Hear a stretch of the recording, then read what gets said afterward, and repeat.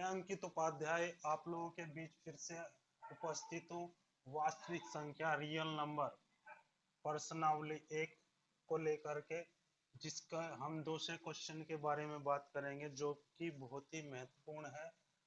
दर्शाइए कि कोई भी धनात्मक विषम पूर्णांक 6q+1 या 6q+3 या 6q+5 के रूप में होता है जहां q कोई पूर्णांक है।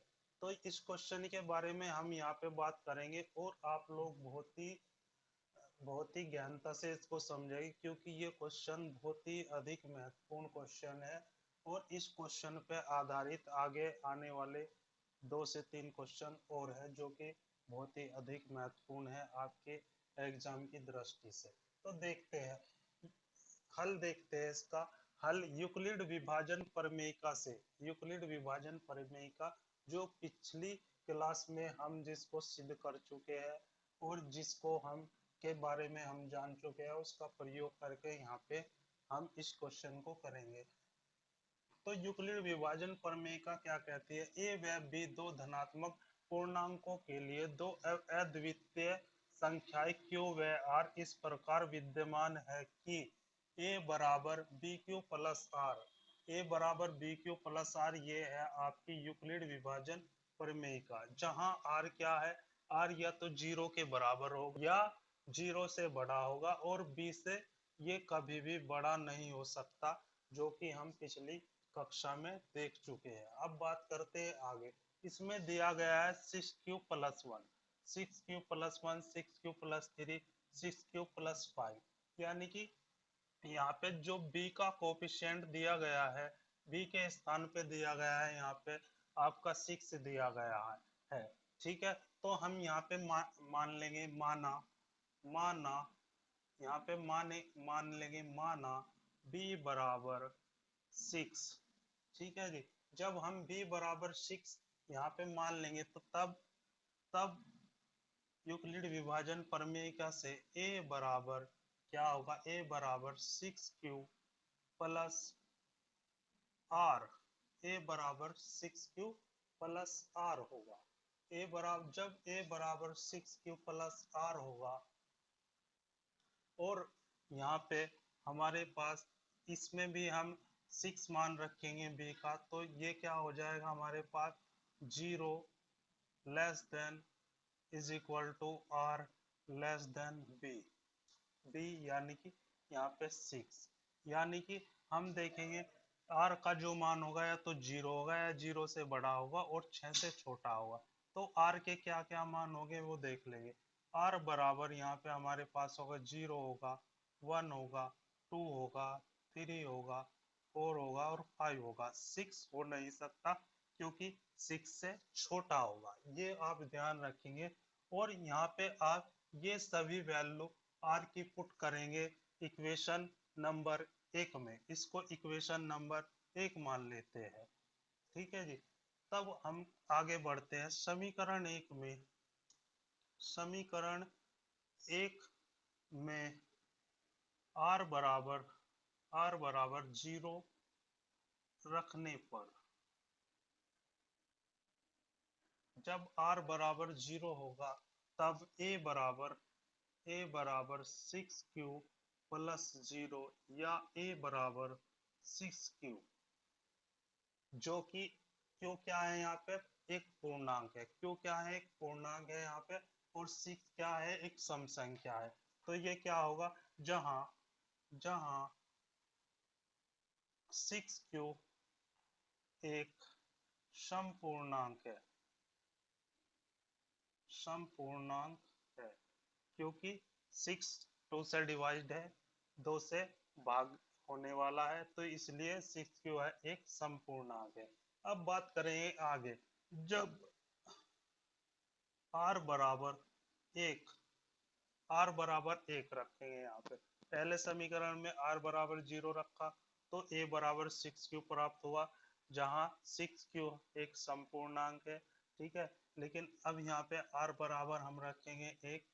r बराबर 1 रखने पे हमें क्या प्राप्त होता है? तब a बराबर 6q plus 1, 6q plus 1, six Q तो एक समपूर्णांक है, लेकिन एक अगर हम इसमें ऐड करते हैं तो ये एक विषम पूर्णांक हो जाता है। यानी कि हम लिख सकते हैं जहां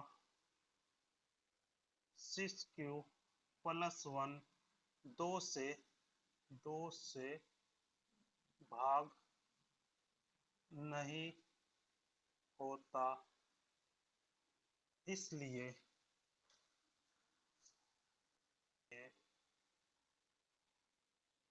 6q प्लस 1 एक विषम धन पूर्णांक है, विषम धनात्मक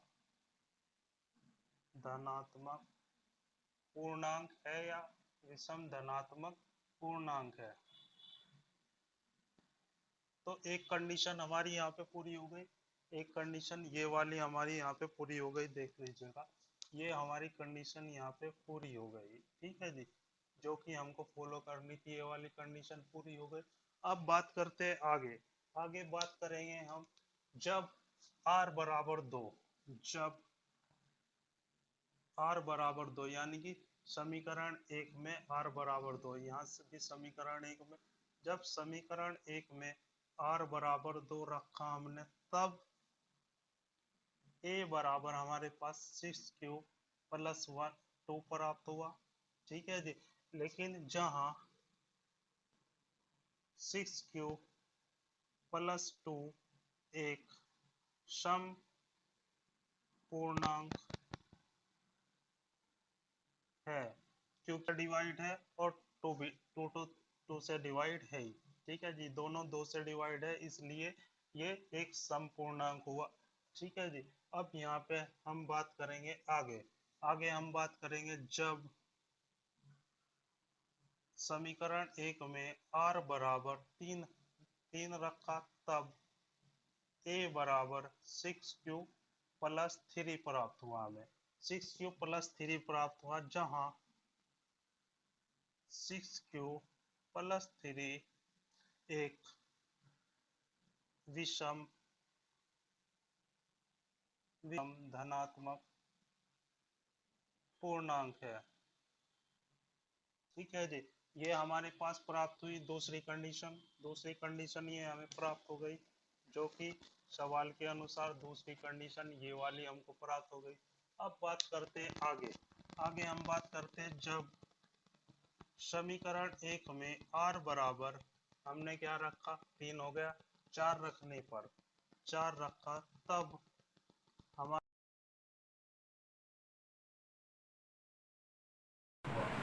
जो कि 6q प्लस 4 एक क्या है, समपूर्णांक है, क्योंकि 6 भी सम संख्या है और 4 भी सम संख्या है और q एक पूर्णांक है, इसलिए ये एक समपूर्णांक है, जहां 6q प्लस 4 एक सम पूर्णांक है। अब बात करेंगे आगे जब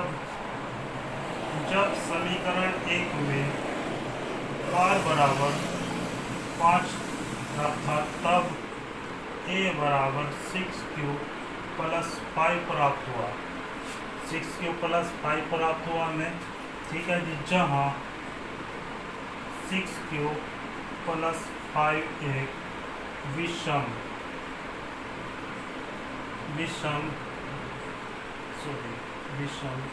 ये एक विषम धनात्मक पूर्णांक है, जो कि कंडीशन हमारी तीसरी यहाँ पे फॉलो हो गई, जो कि 6q प्लस 5 है, जो कि हमको यहाँ पे प्रूव कर दी थी। तो इस प्रकार आपने देखा होगा कि तीनों कंडीशन हमारी यहाँ पे फुलफिल हो गई।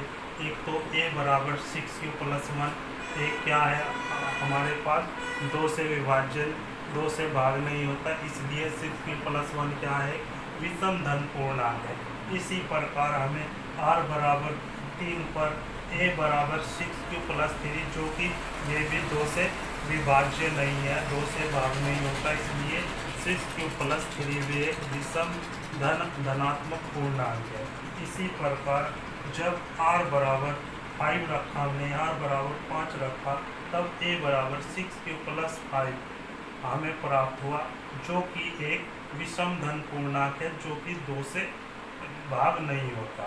तो इस प्रकार आपने देखा कि किस तरह से ये बहुत ही आसान तरीके से सवाल हो गया। और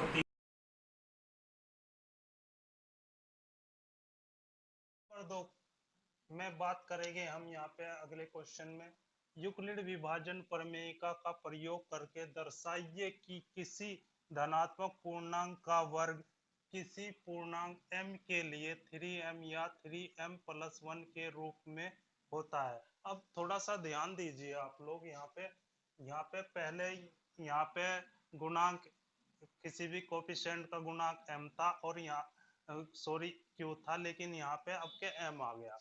और एक बात यहाँ पे और बड़ी है, यहाँ पे पूर्णांक का वर्ग आ गया। पहले क्या था, पहले आपका विषम पूर्णांक या सम पूर्णांक ये थे, लेकिन अब के पूर्णांक का वर्ग आ गया।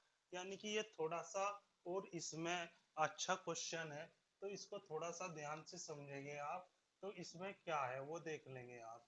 ये जो है ये तो बात सभी में लिखे जाएंगे यूक्लिड विभाजन प्रमेयिका से, ए व बी दो धनात्मक पूर्णांकों के लिए दो अद्वितीय संख्या क्यू व आर इस प्रकार विद्यमान है कि ए बराबर बी क्यू प्लस आर, जहां आर 0 के बराबर है या 0 से बड़ा है और जो कि बी से छोटा है। ये आप लोग पहले भी समझ चुके, ये तो सब में लिखा ही जाना है, ये तो नरेशन है, ये सब में लिखना ही लिखना है। अब बात करते हैं आगे, आगे क्या होने वाला है। अब आप देखिए यहाँ पे ये कोफिशिएंट 3 दिया गया है, m का कोफिशिएंट, वहां पे q का कोफिशिएंट था 6। तो यहाँ पे आप यदि देखेंगे जो भी यहाँ पे कोफिशिएंट होगा किसी भी पी क्यू आर एम का जो भी कोफिशिएंट यहाँ पे होगा, तो वो क्या कहलाएगा, वो ही बी होगा। यहाँ पे ये ध्यान रखेंगे आप, ठीक है जी। यानी कि जो भी इसका गुणांक होगा इस m का, वो आपका क्या है, वो b है। यानी कि यहाँ पे आपका b क्या है, 3, जहां जहां b बराबर 3, जब b बराबर 3 होगा तो हमारे पास क्या प्राप्त होगा, तब a बराबर 3 क्यू प्लस आर, यानी कि b की जगह हमने क्या रखा, 3 रख दिया, तो हमें प्राप्त होगा 7, ठीक है जी। और यहाँ पे भी b की जगह हम 3 रखेंगे, यानी कि 0 छोटा है या बराबर है r के, और जी r छोटा है b, यानी कि 3 से, b की जगह हम 3 रखेंगे, ठीक है। तब r के क्या क्या मान होंगे वो देख लेंगे। r बराबर या तो 0 होगा या 1 होगा या 2 होगा, यही तो हो गए, 3 हो नहीं सकता, क्योंकि 3 से 3 से छोटा ही छोटा होगा r का मान, इसलिए 3 नहीं हो सकता, ये ध्यान रखेंगे आप। अब रख लो जी मान, और वर्क करके आपका आता रहेगा बिल्कुल, जो प्रूव करना ये भी आ जाएगा, ये भी आ जाएगा, देखते हैं कैसे, ठीक है जी। ये आपका क्या होगा, ये समीकरण 1 है, ये समीकरण 1 मान लीजिए। अब देखिए समीकरण एक में बराबर 0 रखने पर, अब समीकरण 1 में r बराबर 0 रखेंगे, तब a बराबर कितना आ जाएगा, 3q प्लस 0, यानी कि यहाँ से a बराबर आपके पास क्या प्राप्त हुआ, 3q। लेकिन यहाँ पे जो है a की बात नहीं की गई, पूर्णांक a की बात नहीं, यहाँ पे पूर्णांक के वर्ग की बात की गई है। तो यहाँ पे हम इसका वर्ग करेंगे तो क्या होगा, a स्क्वायर बराबर 3q का स्क्वायर, ऐसे ही तो करेंगे, तो ये हमें प्राप्त हुआ a स्क्वायर बराबर क्या होगा, 9 क्यू स्क्वायर, ठीक है जी। इसमें क्या लिख सकते हो, a स्क्वायर बराबर 3 गुणा 3 क्यू स्क्वायर, ठीक है। और यहाँ पे मैं इसको m मान लेता हूँ, जहां माना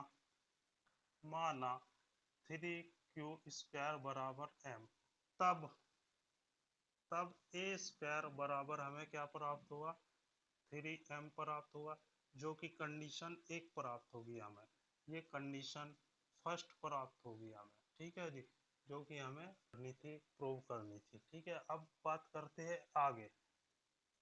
समीकरण समीकरण एक में समीकरण एक में r बराबर 1 रखने पर, r बराबर 1 रखने पर, रख दो जी 1। तब जब r बराबर हमने 1 रखा है यहाँ पे, तो a बराबर हमें क्या प्राप्त हुआ, 3q प्लस 1, यही तो प्राप्त हुआ ना जी। 3q प्लस 1 हमको यहाँ पे प्राप्त होगा, लेकिन यहाँ पे a की बात नहीं करेगा, यहाँ पे a स्क्वायर की बात करेगा। तब यहाँ पे ए स्क्वायर की बात करेंगे तो ए स्क्वायर बराबर हमारे पास क्या हुआ, 3q प्लस 1 का होल स्क्वायर। ठीक है जी, इसका होल स्क्वायर कर दिया हमने, ए प्लस बी का होल स्क्वायर होगा, तो ए स्क्वायर बराबर हमारे पास हुआ 3q का स्क्वायर प्लस 1 का स्क्वायर प्लस 2ab यानी कि 3q और जी इंटू 1। ये आपको पता है कैसे आया, a प्लस बी का होल स्क्वायर आप लोग जानते होंगे क्या होता है, यहाँ लिख देता है, a प्लस बी का होल स्क्वायर बराबर होता है a square plus b square plus 2ab। इस सूत्र से ये हमें यहाँ पे प्राप्त हुआ है। ठीक है जी, ये सूत्र खोला है यहाँ पे, तो हमें क्या मिला है यहाँ पे, a स्क्वायर बराबर ये होगा आपका 9q स्क्वायर प्लस 1 प्लस 2, दो तिया 6q हो जाएगा, ये 6q।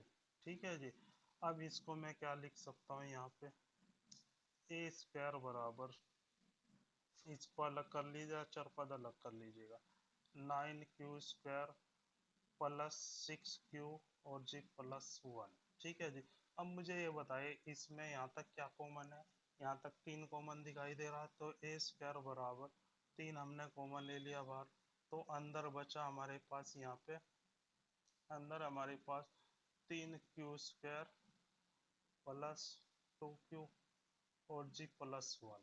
ठीक है जी, अब मैं इसको m मान लेता हूँ, माना माना माना 3q स्क्वायर प्लस 2q बराबर m। तब तब ए स्क्वायर बराबर हमें प्राप्त हुआ 3, इसके जगह m रख लेते हैं, m प्लस 1, जो कि कंडीशन आपकी दूसरी आ गई, जो कि हमें प्रूव करना था। ठीक है, तो आपको समझ में आ गया, बहुत ही अच्छे तरह से आपको समझा दिया है, और बहुत ही महत्वपूर्ण सवाल भी है ये, तो देख लीजिए कैसे हमको करना है। दो हम रख के नहीं देखेंगे, क्यों नहीं रख के देखेंगे, क्योंकि यहीं तक ही हमें दोनों चीज प्राप्त होगी, ये भी प्राप्त होगा और ये भी प्राप्त होगा, तो इसको हम r बराबर 2 रख के देखने की कोई जरूरत नहीं है आगे तक करने की, तो हमें यहीं तक ही चाहिए था, यहाँ तक हमें ये भी प्राप्त होगा और ये भी प्राप्त होगा। तो देखिए ये बहुत ही, इसको बहुत ही अच्छी तरह से करेंगे और एग्जाम की दृष्टि से ये बहुत अच्छा होने वाला है।